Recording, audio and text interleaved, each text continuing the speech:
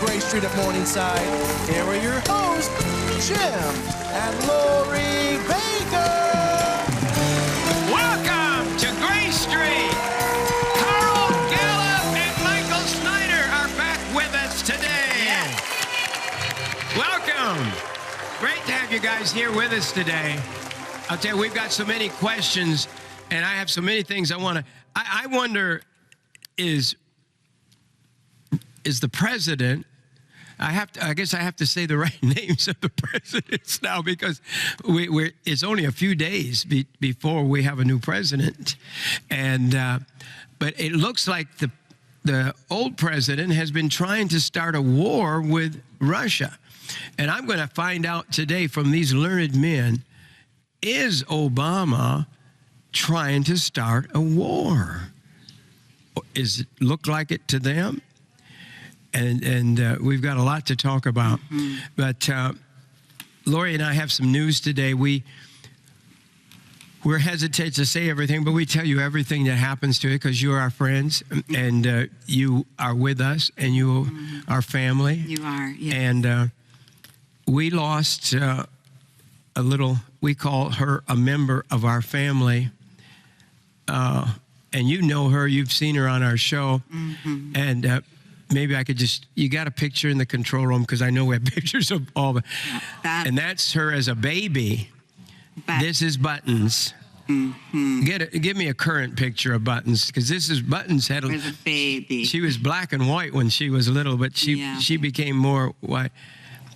And that's, Lori, that's way back. That was with my grandma. That's when I realized how old Buttons was, when I saw her with my grandmother, who was 90 years old right there. And that was back before 9/11. And so Buttons was a part of our family for 17 years. And 17-year-old dog. She really didn't want to leave us. She had a very strong will. She was blind now and deaf, and she was not doing well. Yeah. She slept in the crutch on my knee. Would you call that part? What's behind your knee? Yeah. Right, that bend there. The bend. The bend. Yeah. And I always, by the time I'm sleeping there she is curled up right there, curled right. And we took her to our vet, and she died. And I cried. Yeah. I'm either really tired or really old, but there we are That's at the vet right there. Lori, you don't look real happy there. I won't. But the whole side of her really face is she had sore on her side of her face too, and her eyes and all. Yeah, she was sick. But she was just old. She's like me. She's just getting old. She you know, it's part of life, and it's easier said than to walk through it. But you all know that those that have animals and you love them, and they become a part of your family, don't they? Yeah. It's the craziest thing. But well, this one's 17 years. But you can preach a whole we sermon raised on all the kids with them. All the kids. Oh yeah, they actually came before Buttons actually came. That's right. And we had her 7 weeks before we had. And there was times when we had kids moving overnight. Yeah, we had 9, 10, and your mom was there sometime. Right. Mondo. We were pioneering a mission in Florida. Yeah.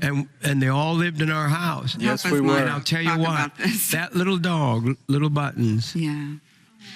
There's Mondo. There you are, young Mondo. Look at Mondo with young Mondo. Buttons. Oh, that baby. Look at that. I'm talking about me, not the dog. That's right. You're a baby. Mondo was with us. You know what's interesting? Mondo was with us. It was just Jim and myself and Mondo. And we went to go get Buttons. And you reminded me where she was born, and she was born. You know, you were destined to have Mexican kids, because we went to Mexico Beach in Florida. That's right. Mexico Beach, Florida. That's where we went to go get her in the panhandle. Names or something. We should have known it was prophetic. Mexico Beach. Yeah. Buttons, Rodriguez, Bakker, De La Vega, Macias. I think she would have fit in. You agree? Well, there they are. Look at Mondo. There's Jim and the 5 kids. Marie, and look at Ricky. Ricky's in college now. There's little Ricky down there in the corner. But this little animal was with us through it all. And I've got some news for you. Anybody lose a dog ever that you love? I mean, love, Yeah. Mother just loved. You know, I'm gonna stir all your theology crazy. Oh, yeah. Because I told the doctor this after Buttons died yesterday, and I wanted you to know. I believe Buttons is going to be in heaven. And you say, how can you do that? Where is it? It's in the Bible. I'll just tell you, it's in the Bible. I said, where is it in the Bible? The Bible says there is no disappointments in heaven. And if I want, my Lucky was my first dog. I was a little boy, and Lucky lived to be 12. She was killed in front of my eyes with the car wreck, or a car ran over her. And Lucky, I think of Lucky almost every day. For some reason, I don't know why, and I really don't that much. But Lucky has been in my heart, and now this little Buttons. And I believe if you get to heaven, I'm going to make a deal with you. I promise you. If you get to heaven and you're longing for your little puppy or your dog or your great big Saint Bernard, there's no problem with God having her or him be there right there. I agree to that one. Yeah. There's just no problem. I mean, I know God. I know the Lord. I know his heart. I've studied him. I prayed about him. I looked at him. I read about him. That's the heart of God. There's no disappointment. Right. So you theologians that are all upset, just be upset. Just don't wake me up. Let me dream, okay? Let me just have my own dreams, okay? Because my little dog, I looked in those eyes the last time, and I wept. She's been with me 17 years, and there she is dead. She just died at that second. And that's Mama Lori holding her, and I'm standing alongside of her, and that's her big old eye looking at us. Only she was dead at that moment. The reason I share this today, and I know we've got all these illustrious, famous preachers with us, and we should be having them on right now. But our life, we've shared everything with you. And anything that makes me weep, anything that makes me sad, anything that's been a part of me 17 years, because you are my friend, I share it with you. Right. And that's just the way this show is. This is the way I've done my whole life. I don't know any other way to do it. But I know this. We had Pat, our Aunt Pat. Cousin Pat. Cousin Pat. Yeah. She's your cousin, Yes, I guess my yes, cousin too, yes. by marriage. Right. But she said something. Yeah. She wrote a note because she loved our dogs. Oh, yes. And she just say what she just said to me, Lori, just hold on to the love, not the loss. Always remember the love, not the loss. And that's easy to say. It's kind of hard, but she did that as her life has gone on. When her mother, my aunt, passed away, she said, I just held on to the love and not the loss. And I thought, that's so powerful, Pat. There's just so much in that one quote. And because you're used to coming home. I told Marie, I said, Marie, you're actually the first child that we adopted that came in, and she was a little girl. Someday we'll tell her story. She's a little girl who came to spend the night, and she never left. She was 5 years old. I said, Marie, texting her over the phone last night, and we were sending pictures back and forth of Buttons, and I said, you were the little girl that Buttons came, and she never left until today. This was the first day that I walked into the house, and she wasn't there in 17 years.